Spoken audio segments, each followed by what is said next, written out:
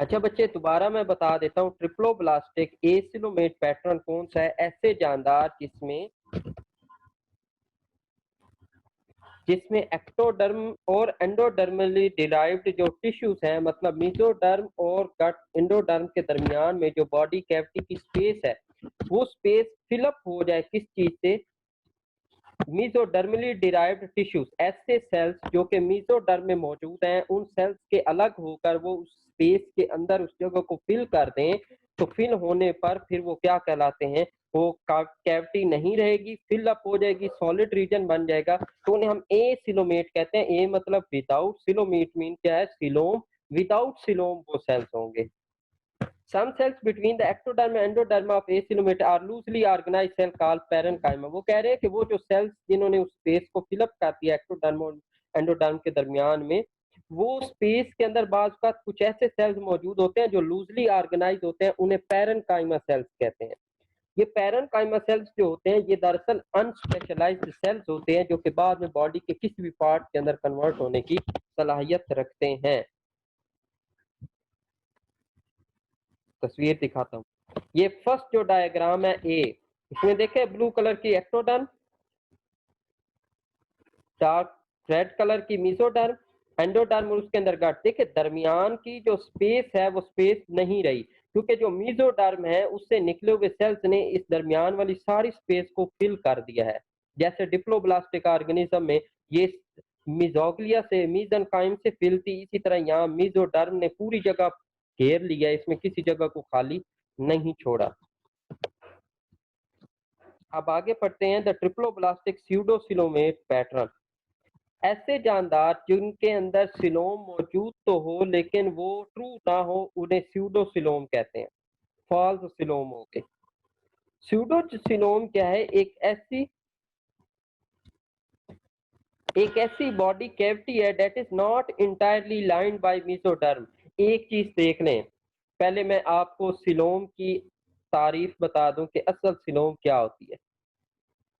एक ऐसी body cavity जो मुकम्मल तौर पर मेसोडर्मल सेल से लाइन की गई हो, मतलब वो अंदर वाली साइड से भी मेसोडर्म की बनी हुई हो और बाहर वाली साइड पर भी उसके मेसोडर्मल सेल की लाइनिंग मौजूद हो, ऐसी बॉडी कैविटी को आप ट्रू सिलोम कहते हैं। समझ आ गई बच्चों आप लोग को? अब ऐसी बॉडी कैविटी जिसकी एक साइड पर तो मेसोडर्म है लेकिन दूसरी साइड पर मेसोडर्म नहीं है बल्कि एंडोडर्म या कोई और डर्म है, तो ऐसी सिलोम को आप सिलोम नहीं कहेंगे, बल्कि ऐसी बॉडी कैविटी को आप स्यूडोसिलोमेट पैटर्न कहेंगे। आप स्यूडोसिलोमेट कहेंगे ऐसे को।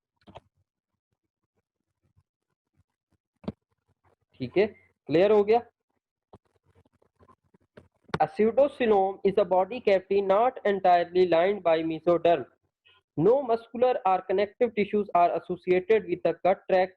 No mesodermal sheet covers the inner surface of body wall and no membrane suspended organ।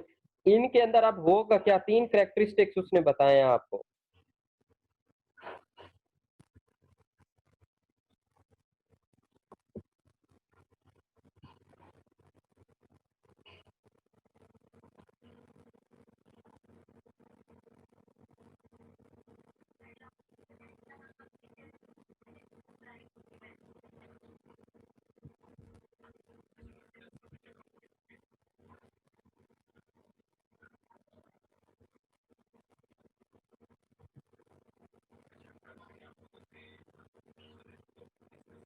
ये बेटा देखें, तीन पॉइंट मैंने यहाँ लेबल किए। नो मस्कुलर और कनेक्टिव टिश्यू, इनकी गट ट्रैक के अंदर कोई मस्कुलर या कनेक्टिव टिश्यू मौजूद नहीं होगा।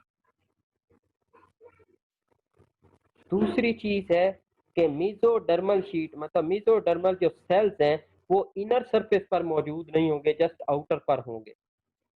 और तीसरी चीज इसमें क्या है? सस्पेंडेड ऑर्गन्स नहीं होंगे, मतलब जैसे हमारे कैविटी के अंदर हार्ट हैंग किया हुआ है, लंग्स है, लिवर है, इंटेस्टाइन है, स्टोमिक है, इस तरह के बॉडी कैविटी के अंदर हैंग नहीं किए हुए होंगे सेल।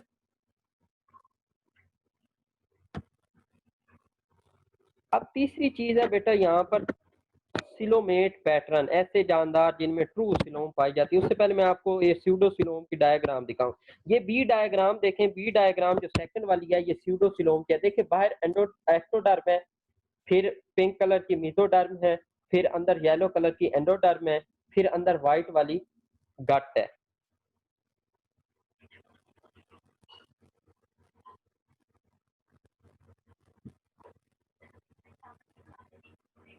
ये एक्टोडर्म, ये मेसोडर्म, और ये क्या है, एंडोडर्म, और ये है गट। ये क्या है, ये स्यूडोसिलोम है व्हाइट वाली। अब देखिए इस सिलोम को देखें, इसकी एक साइड पर तो सारी पिंक रीजन है, पूरी सिलोम के इर्द गिर्द पिंक रीजन है जो कि मेसोडर्म है। जबकि अंदर वाली साइड से क्या है, लाइनिंग कौन सी है, येलो वाली है जो कि एंडोडर्म की है। तो इसका मतलब ये कैविटी तो है, लेकिन इसकी बाहर वाली साइड पर मेसोडर्म है और अंदर वाली साइड पे एंडोडर्म है, अंदर मेसोडर्म नहीं है। जबकि सिलोम की डेफिनेशन क्या है कि ये ऐसी बॉडी कैविटी होगी जो इंटरनली और आउटर एक्सटर्नली दोनों तरफ से मेसोडर्म से लाइन हुई भी हो। आई होप सो कि आप लोगों को अब क्लियर हो गया होगा।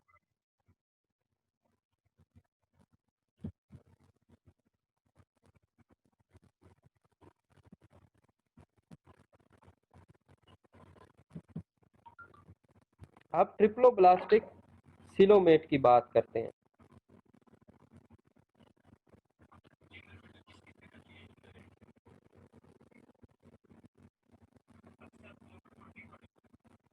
अब a coelom is a body cavity completely surrounded by mesoderm. देखने completely surrounded by a thin mesodermal sheet, the peritoneum lines the inner body wall. एक मेसोडर्मल शीट जो हमारे बॉडी ऑर्गन्स की अंदर वाली तह बनाएंगे उसे पेरिटोनियम कहेंगे। जैसे आपके पेट की जो अंदर वाली झिल्ली है उसे क्या कहते हैं, पेरिटोनियम। जो अंदर वाली शीट होगी मेसोडर्म की, जो अंदर से कवर करेगी इसमें, उसको पेरिटोनियम कहेंगी, जो इनर बॉडी वॉल को। And is continuous with the Sironja. Sironja क्या है, ये वो मेसोडर्मली डिराइव्ड एक वॉल है जो कि किसी ऑर्गन की आउटर साइड को कवर करेगी। तो serosa is outer covering of mesoderm sheet और and peritoneum is inner side covering of mesoderm sheet. देखिए serosa which lines the outside of visual organ.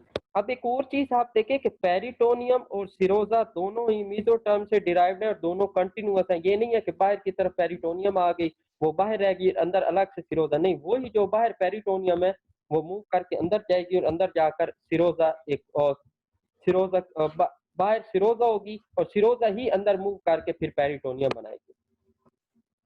The peritoneum and the serosa are continuous and suspended visceral structure in the body cavity.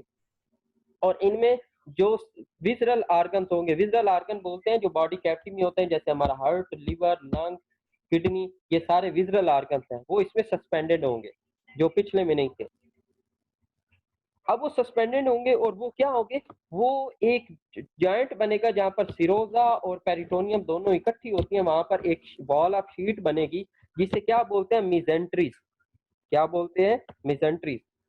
ये mesenteries दरअसल वो muscular tissues होंगे जिनके साथ ये suspended organ जैसे heart हो गया, लीवर हो गया, ये इसके साथ जुड़े हुए होंगे। क्योंकि जाहिर सी बात है, आपने कमरे में कोई चीज लटकानी है तो आप छत के साथ एक तरफ से उसे बांधेंगे, फिर वो लटकेगी, वरना वो नीचे गिर जाएगी। तो मिजेंट्रीज क्या है, ये दरअसल वो बाइंडिंग पॉइंट्स हैं, वो वॉल्स हैं, वो मसल्स हैं जिनके जरिए जुड़े हुए हैं। Having mesodermally derived tissue such as muscles and connective tissue associated with internal organ, इसमें टिश्यूज भी होंगे, सारा कुछ होगा। इसकी डायग्राम देखें, ये तीसरी डायग्राम है। इसमें तीसरी डायग्राम में आप देखें, ये इसकी होगी एक्टोडर्म उसी तरह, दैट इज मेसोडर्म। ये क्या होगी, एंडोडर्म, और ये इसकी क्या होगी, गट। ये व्हाइट वाली क्या होगी, सिलोम। अब देखें ये मेसोडर्म को देखो, ये पिंक वाली, इस सिलोम जो व्हाइट सिलोम बॉडी कैविटी है, इसकी इनर साइड जो अंदर वाली साइड है, यहाँ पर ये कर्सर है, इस साइड पर भी क्या हो रही है, इस कैविटी के इस साइड पर क्या चीज मौजूद है, मेसोडर्म मौजूद है। जबकि आप अंदर वाली साइड पर देखें, इसकी बाहर वाली साइड पर, ये जो व्हाइट कैविटी है इसकी बाहर वाली साइड पर भी क्या है, पिंक लाइनिंग है। मतलब इस साइड पर भी पिंक लाइनिंग है और इस साइड पर भी पिंक लाइनिंग है। इसका मतलब इस कैविटी की दोनों अतराफ में मुकम्मल तौर पर मेसोडर्म मौजूद है, इसीलिए इसको क्या कहते हैं, सिलोम कहते हैं। ये अंदर वाली साइड हो गई, इसको पेरिटोनियम कहा, और ये क्या हुई, बाहर वाली साइड हो गई, जिसे क्या कहा, सिरोजा कह दिया। ठीक है, क्लियर होगी बच्चों। और ये जो रीजन है, ये पॉइंट यहाँ पर वो सिरोजा और पेरिटोनियम इकट्ठी हो रही हैं, ऊपर भी और नीचे वाली, ये मिजेंट्रीज है,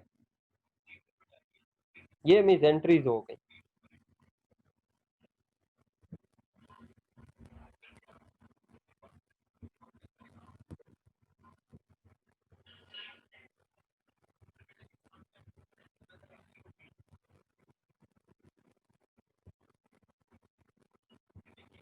ये आपके पास ट्रिप्लोब्लास्टिक ऑर्गेनाइजेशन की टाइप्स हो गई और सारी चीजें।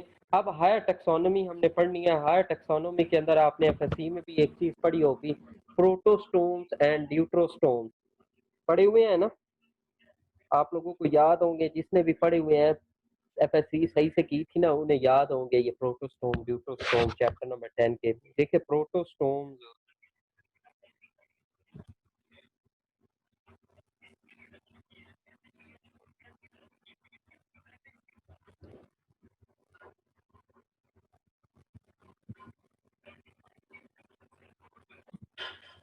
अब बच्चे देखें, ये है आपके पास प्रोटोस्टोम।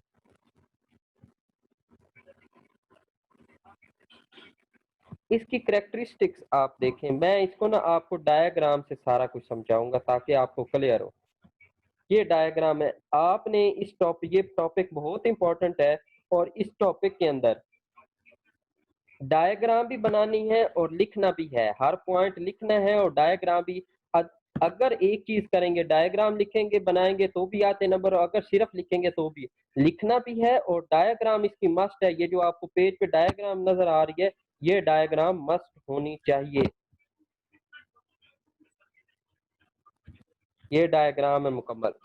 देखिए प्रोटोस्टोम्स, प्रोटोस्टोम्स उन जानदारों को कहते हैं,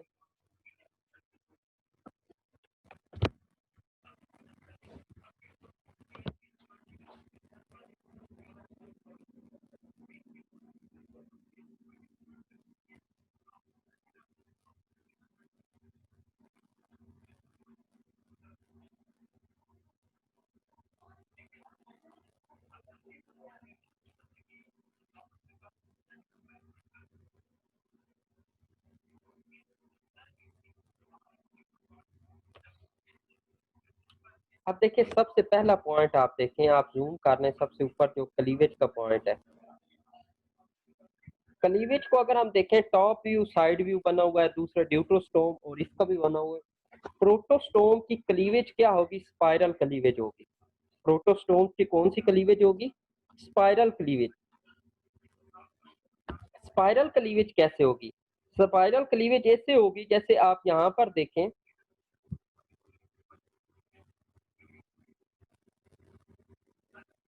अब आप देखें यहाँ पर एक ये सेल है, उसके नीचे ये क्या है, दो सेल है, फिर इसी तरह यहाँ पर एक सेल आएगा, फिर दो सेल यहाँ पर नीचे न्यू आ जाएंगे, यहाँ एक सेल आएगा, यहाँ पर फिर क्या आ जाएंगे, दो आ जाएंगे। तो इससे होगा क्या, इससे ये होगा, ऐसे चलेगी, ये चीज चलेगी क्लासिफिकेशन। एक यहाँ पर है, उससे इस सेल पर गई, इससे इस सेल पर गई, फिर इस सेल पर गई, फिर इस सेल पर गई। इस तरह इसके ऊपर क्या होगी, मूवमेंट होती रहेगी, और इस मूवमेंट से क्या होगा, ये स्पाइरल, देखें टेढ़ा मेढ़ा क्लीवेज है, इस क्लीवेज को क्या बोलते हैं, स्पाइरल क्लीवेज बोलते हैं। एक इसका ये क्लीवेज पैटर्न हो गया इसमें। जबकि आप ड्यूट्रोस्टोम्स के अंदर देखें तो ड्यूट्रोस्टोम्स के अंदर आपके पास दो ऊपर है, ये दो डब्बे की तरह, दो ही नीचे हैं, फिर इसी तरह दो नीचे होंगे, फिर उसके नीचे इस तरह दो होंगे, इस तरह इनके पीछे भी एक तह लगी हुई होगी, जैसे स्केयर होता है, स्केयर की तरह होगी। तो ऐसी क्लीवेज को आप क्या बोलते हैं, रेडियल क्लीवेज।